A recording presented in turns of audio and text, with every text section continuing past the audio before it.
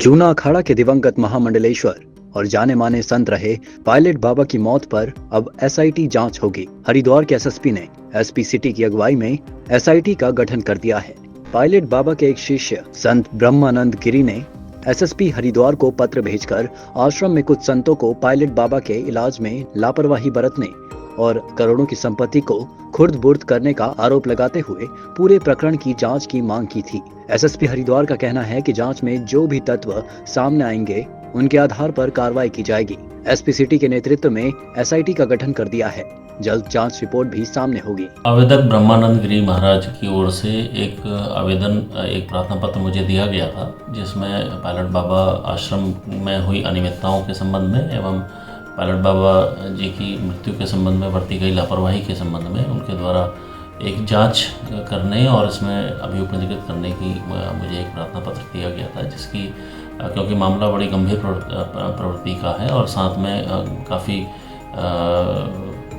बड़े पायलट बाबा जी के से जुड़ा हुआ व्यक्तित्व से जुड़ा हुआ मामला भी है, इसलिए संपूर्ण घटनाक्रम को ध्यान में रखते हुए एसपी सिटी की अध्यक्षता में एक एसआईटी मेरे द्वारा गठित की गई है, जो इनके द्वारा लगाए गए समस्त आरोपों की जांच भी करेंगे और उसमें अगर इस प्रकार की कोई अनियमितता बरती गई है तो उसको प्रकाश में भी लाएंगे। उसमें जो भी चीज़ आगे इस जांच के उपरांत निकलेगा उसी के अनुसार आगे की कार्रवाई की जाएगी। वैसे तो देश भर में दिवंगत पायलट बाबा के कई आश्रम हैं।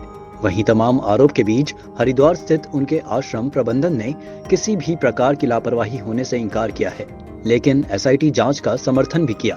पायलट बाबा के शिष्य स्वामी ज्ञान मित्र ने कहा कि एसआईटी की जांच में सब कुछ साफ हो जाएगा। अब देखिए, बाबा जी पिछले 3 वर्षों से ही बीमार थे और उनका इलाज मतलब नेशन वाइड में जो है, जब यहाँ थे मैक्स में देहरादून में इलाज होता था।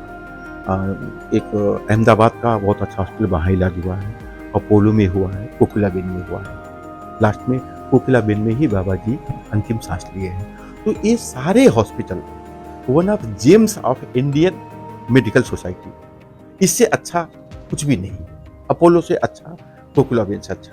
और जब हम पेशेंट लेके हम कोई भी पेशेंट लेके जाते हैं हॉस्टल में भर्ती करने के बाद में सारा दायित्व तो डॉक्टरों को होता है कि न कि पर्सन का। मेडिकेशन कौन करेगा? नर्स करती है। और बाबा जी आईसीयू में थे, गंभीर मतलब सघन चिकित्सा प्रणाली में थे, तो वहां तो आप अपने आप एक टेबलेट भी नहीं खिला सकते, नर्स खिलाएगी। जो भी करना नर्स कराएगी, मिलने भी नहीं देंगे। सुबह आधा घंटा, शाम को आधा घंटा विजिटर अलाउड होता है। तो लापरवाही की बात कहाँ से आती है? जांच तो बहुत अच्छी चीज है। देखिए, एसआईटी का मतलब है स्पेशल इन्वेस्टिगेशन टीम, प्रशासन ने गठित कर दी है। बड़ी संस्था थी, बाबा जी के 10,000 शिष्य थे। बाबा जी के उपरांत सबको एक लाइन में, सबका मतलब बोलते हैं कि मन समझाया नहीं जा सकता। तो कुछ लोगों को अगर आपत्ति है तो उन्होंने प्रशासन से गुहार लगाई और कर क्या सकते हैं? प्रशासन की पहचान। और प्रशासन भी क्या करेगा? उसने टीम गठित कर दी। तो शासन की टीम इन्वेस्टिगेशन करेगी। इन्वेस्टिगेशन की रिपोर्ट जब आएगी तो वो रिपोर्ट गवर्नमेंट को दी जाएगी, उसके हिसाब से प्रशासन काम करेगा। और एसआईटी गठित होने के बाद क्या हो गया कि जो बाजार में बातें हो रही थी वो बंद हो जाएगी। अब एसआईटी के जिम्मा है ना। गौरतलब है कि बीते अगस्त महीने में पायलट बाबा का निधन 86 साल की उम्र में हुआ था।